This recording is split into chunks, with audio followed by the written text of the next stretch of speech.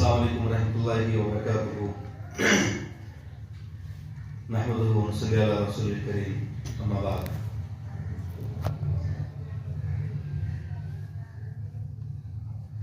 طالبات مولانا آفتاب غازی صاحب، علی جناب شاہد اختر صاحب، ہمارے دوست تمنا صاحب اور تمام طالبات، مجھے یہاں آ کر بےحد خوشی ہوئی۔ پچھلی بار بھی جب بہار چناؤ تھا 2020 میں میں یہاں آیا تھا، میری خواہش تھی معاذ طیبات کو دیکھنے کی، لیکن موقع نہیں مل پایا، وقت کی کمی تھی اور شاید ان دنوں ادارہ بھی بند تھا، کچھ ایسی مجبوریاں تھی۔ بہرحال میری قسمت میں تھا اور دوبارہ مجھے یہاں آنے کا موقع ملا، آپ سب سے ملاقات ہو رہی ہے، بےحد خوشی ہے اور قابل مبارکباد ہیں ہمارے دوست جناب مولانا آفتاب غازی صاحب، جو ایک انقلابی اور تاریخی کارنامہ انجام دے رہے ہیں۔ جیسا کہ انہوں نے اپنے انتظامی علمی خوبیوں کے بارے میں بتایا کہ کس طرح انہوں نے سجاد لائبریری کو چار چاند لگایا اور وہیں سے کسی بھی انسان میں چھوٹی سی انجمن ادارے کو چلانے سے تجربہ پیدا ہوتا ہے کہ کس کے اندر کیا خوبی ہے، کیا صلاحیت ہے۔ علمی صلاحیتیں تو ہر کسی میں ہو جاتی ہے، لیکن مینجمنٹ کی صلاحیت، ایڈمنسٹریشن کی صلاحیت، کسی ادارے کو چلانے کا نظام بہت کم لوگوں میں پیدا ہوتا ہے۔ مولانا آفتاب غازی میں وہ خوبی، وہ صلاحیت تھی اور وہاں سے نکلنے کے بعد انہوں نے لڑکیوں کا، گرلز کا ایک خوبصورت سا ادارہ قائم کیا، جہاں دینی ماحول میں آپ تمام کو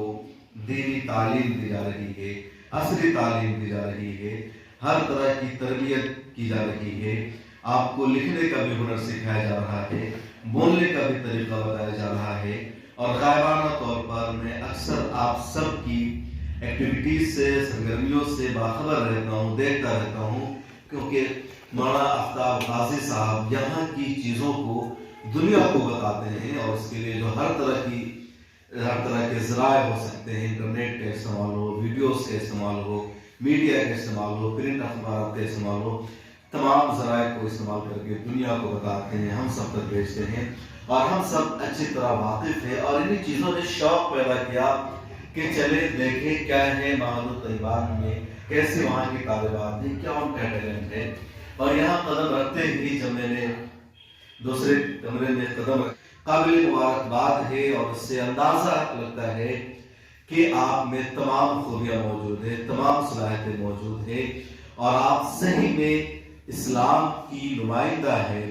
ملک کی نمائندہ ہے، اور آپ ہی اس ملک کی، اس ملت کی آبرو ہیں اور اس دنیا کی صحیح تصویر پیش کر سکتی ہے۔ معزز خواتین، طالبات، آج کا جو ہمارا دور ہے بہت زیادہ چیلنجز سے بھرا ہوا ہے، اور خاص طور پر مسلمانوں کے لیے جو دور ہے بہت زیادہ کٹھن ہے۔ مسلمانوں پر چوطرفہ الغار ہو رہی ہے، صرف ان مسلمانوں پر نہیں جو ہندوستان میں رہتے ہیں۔ ہمیں یہ لگتا ہے کہ ہم ہندوستان میں ہیں، یہاں مسلمان مائنورٹی میں ہے، میجورٹی میں ہندوز ہے، RSS ہے، ان کی حکومت ہے، ہم پر بہت زیادہ ظلم ہو رہا ہے۔ سچائی یہ ہے کہ جس طرح ہندوستان کے مسلمانوں کو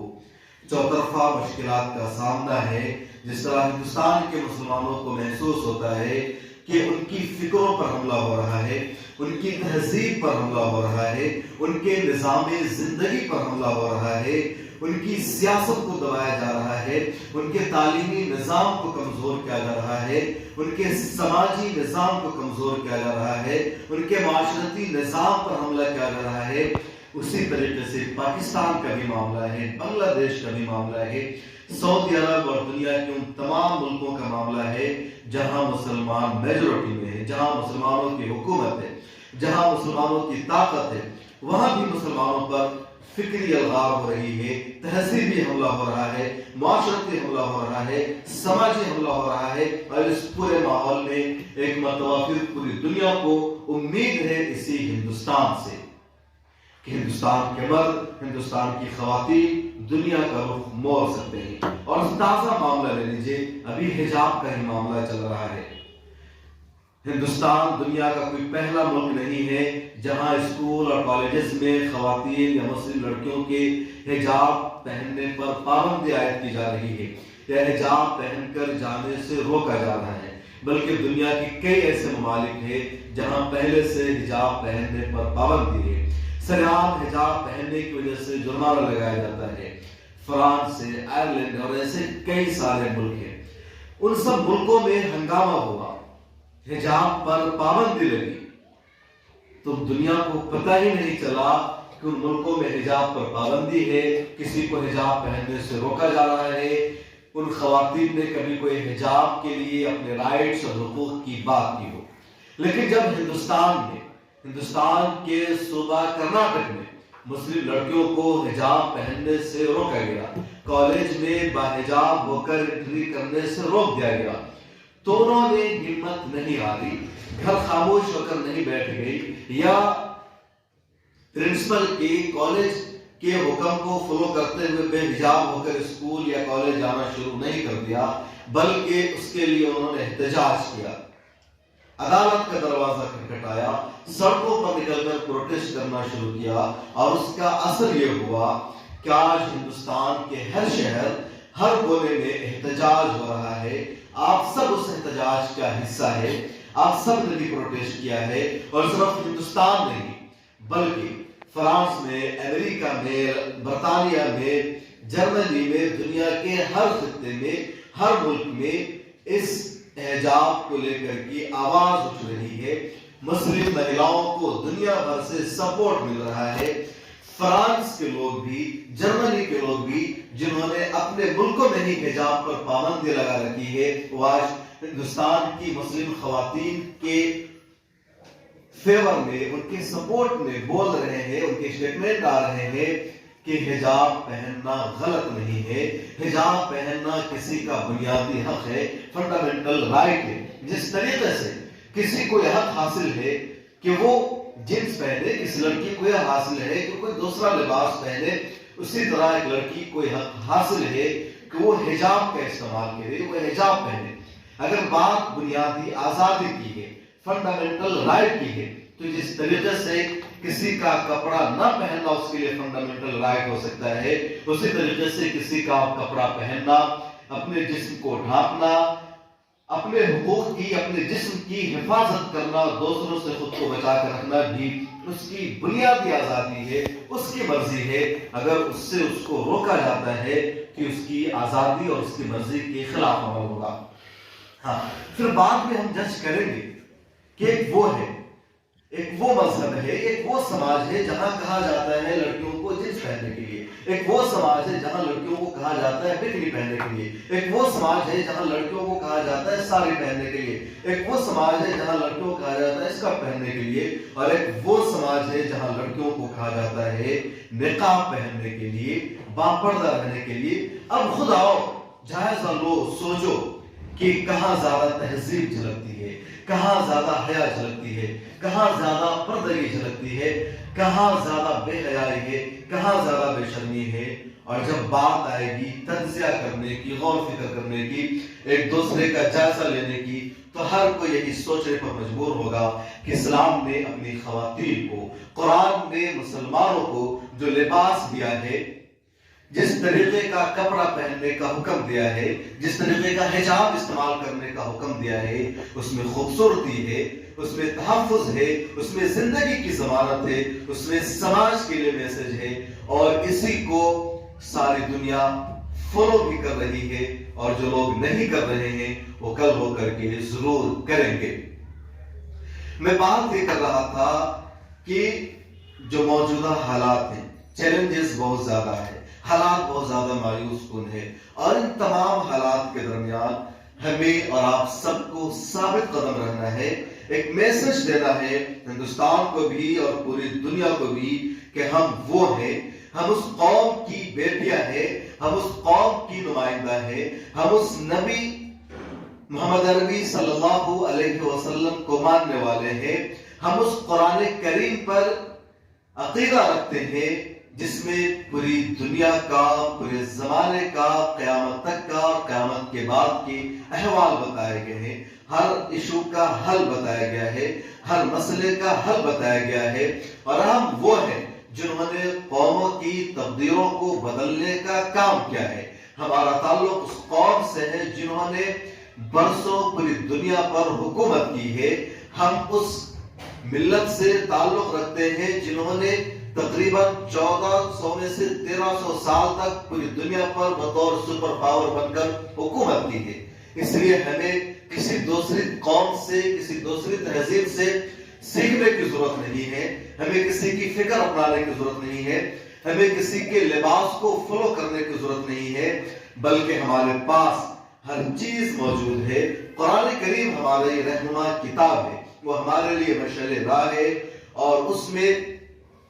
A to Z ہر چیز بتائی گئی ہے. تعلیم کیسے حاصل کرنی ہے، لباس کیسے پہننا ہے، بزنس کیسے کرنی ہے، تجارت کیسے کرنی ہے، سیاست کیسے کرنی ہے، معیشت کیسے کرنی ہے،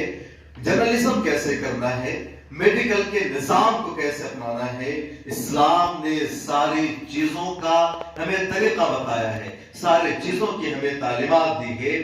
کل بھی ہم زمانے کا نظام بدل رہے تھے، اور آج بھی اسلامی طریقے پر عمل کر کے ہم دنیا کے نظام کو بدل سکتے ہیں. ہمارے اندر یہ صلاحیت ہے، اور ہمیں اس پر فخر ہونا چاہیے. ہمیں فخر کرنے کی ضرورت ہے. ہمیں اپنا یہ غرور، اپنا یہ فخر دنیا کو بتانے کی ضرورت ہے، خاص طور پر ان لوگوں کو جو ہمیں یہ کہتے ہیں کہ جو لڑکیاں حجاب پہنتی ہے، جو عورتیں برقع کا استعمال کرتی ہیں، ان میں دقیانوسیت ہوتی ہے، انہیں زمانے کا شور نہیں ہوتا ہے، ان کے اندر جہالت ہوتی ہے، ان کے اندر علم نہیں ہوتا ہے، ان کے اندر زمانے کا سیاسی شور نہیں ہوتا ہے، سماجی شور نہیں ہوتا ہے، موجودہ حالات کا انہیں علم نہیں ہوتا ہے. یہ عورتیں دنیا کو لیڈ نہیں کر سکتی ہے، یہ عورتیں دنیا کے معاملات کو حل نہیں کر سکتی ہے. آپ سب پر سب سے بڑی ذمہ داری یہی ہے. مولانا آفتاب غازی نے اگر یہ خوبصورت ادارہ بنایا ہے،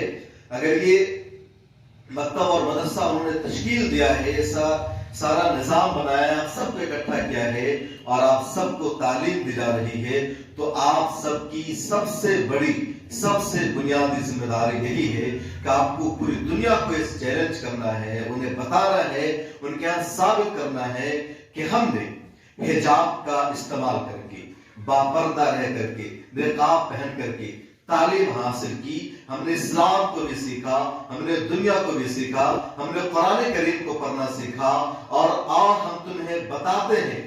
کہ ہم حجابی لڑکیاں کیسے سیاست کر سکتی ہیں، کیسے سماج میں اپنا وقار بنا سکتی ہے، کیسے ہم بزنس کر سکتے ہیں، کیسے ہم جرنلزم میں آ سکتے ہیں، کیسے ہم ٹی وی اسکرین پر آ کر کے زمانے کے مسائل کا تجزیہ کر سکتے ہیں، کس طرح ہم میڈیکل میں جا کر کے ڈاکٹر بن سکتے ہیں، کس طرح اسکولوں میں جا کر ٹیچر بن سکتے ہیں. اور جب آپ یہ ثابت کر دیں گے، تمام شعبوں میں، تمام میدانوں میں آپ کی نمائندگی ہوگی، ہر جگہ آپ کا وجود ہوگا، تو دنیا جو آج یہ کہہ رہی ہے کہ جو حجاب پہننے والی لڑکیاں ہوتی ہے انہیں کچھ نہیں آتا ہے، ان کے اندر جہالت ہوتی ہے، وہ پڑھا نہیں سکتی، وہ ڈاکٹر نہیں بن سکتی، وہ جرنلسٹ نہیں بن سکتی، آپ کے عمل سے ان کے تمام اعتراضات دور ہو جائیں گے، اور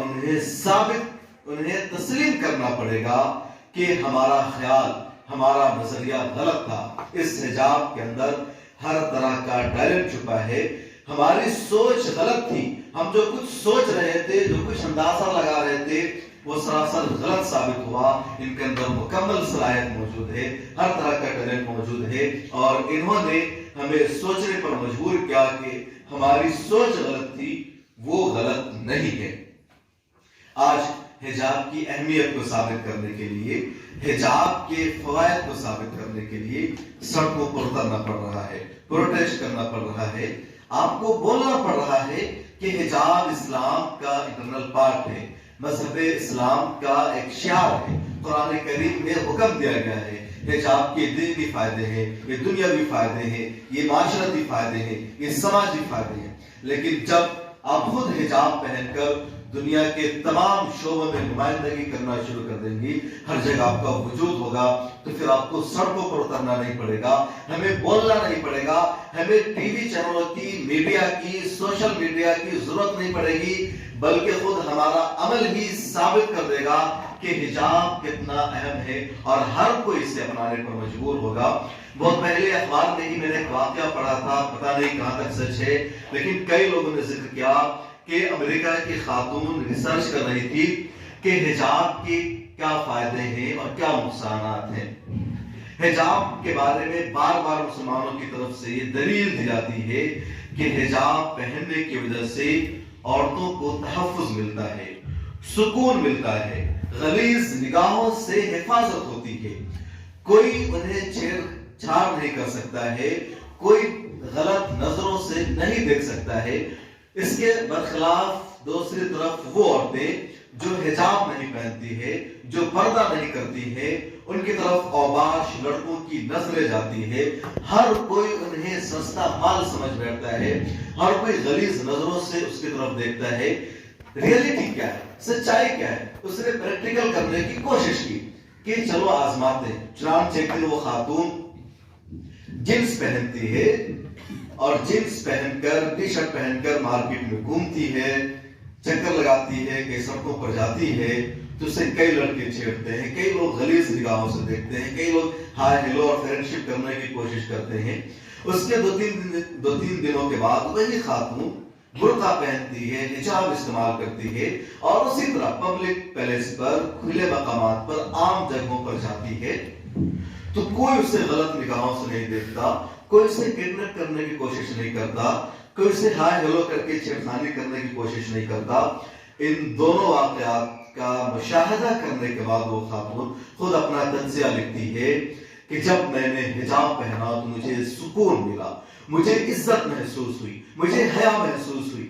بھیڑ میں بھی میں خود کو محفوظ سمجھ رہی تھی اور سنسان گلیوں میں بھی مجھے خود کو سکون مل رہا تھا، ایسا لگ رہا تھا کہ کوئی میرا اغوا نہیں کر سکتا، کوئی مجھے غلط نگاہوں سے نہیں دیکھ رہا، کہ بھی اوباشوں کے درمیان بھی، غنوں کے درمیان بھی محفوظ ہوں۔ لیکن جب میں جنس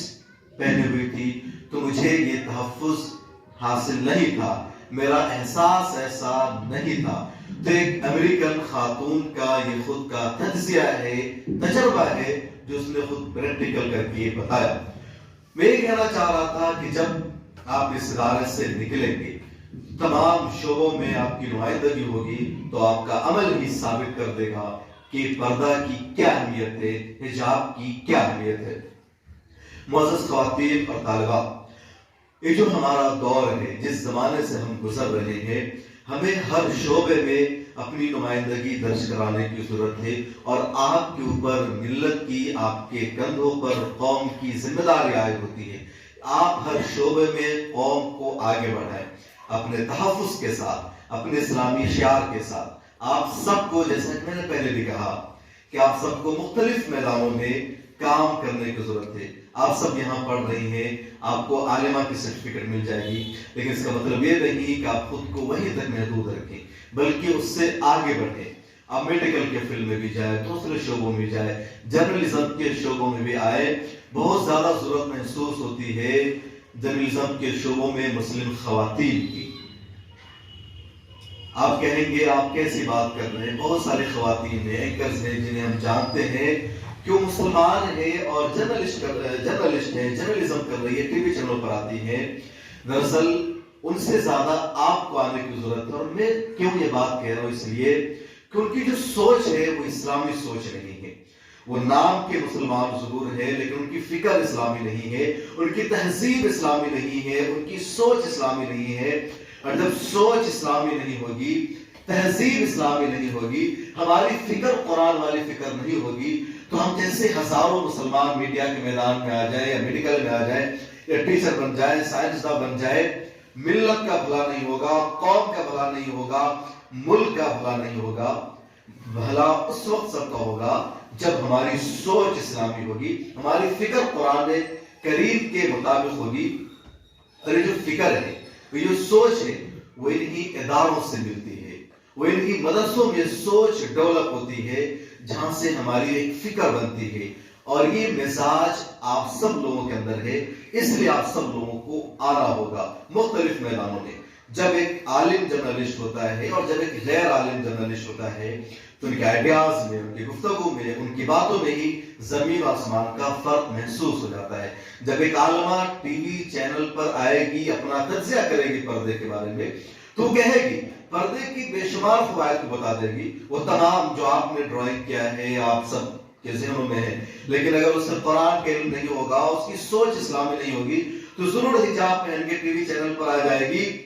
لیکن اسے پتہ ہی نہیں ہوگا حجاب کیا ہے، حجاب کی اہمیت کیا ہے، برقع کیا ہے، حجاب کیوں پہنا جاتا ہے، قرآن کریم نے کیا کہا ہے، اسلام نے کیا کہا ہے، اما عائشہ رضی اللہ تعالیٰ عنہ کیا لباس پہنتی تھی، حضرت خدیجہ کا لباس کیا تھا، حضرت فاطمہ کا لباس کیا تھا، انہیں پتہ ہی نہیں ہوگا، اور پھر وہ کہہ دے گی کہ حجاب پہنے نہ پہنے برابر ہے، اسلام میں ضروری نہیں ہے، قرآن میں اس کا کہیں کوئی تذکرہ نہیں ہے، کیونکہ قرآن کو کہیں اس نے پڑھا ہی نہیں۔ کسی انٹلیکچوئل سے سن لیا ہوگا اس نے کہ قرآن میں نہیں ہے حجاب، اسی کو اس نے فالو کر دیا، اسی کا حوالہ دیا، اسے پتہ ہی نہیں ہے بسم اللہ الرحمن الرحیم تک کا تلفظ ایسے لوگوں کو نہیں آتا۔ تو اس لیے آپ لوگوں کا بولنا، ایسی جگہوں پر آنا، بلا جھجک بولنا ضروری ہے تاکہ دنیا کو صحیح میسج جا سکے، اور کبھی اپنی تہذیب، اپنی لباس، اپنی فکر پر ہمیں شرمندگی محسوس کرنے کی ضرورت نہیں، بلکہ اپنے عمل سے ثابت کر کے اور بتانے کی ضرورت ہے کہ ہم تہذیب یافتہ قوم ہیں، ہم وہ ہیں جو حجاب میں ہی دنیا کا نظام بدل سکتے ہیں۔ میں اپنی مثال دوں، مولانا ہمارے بڑے سینئر ہیں،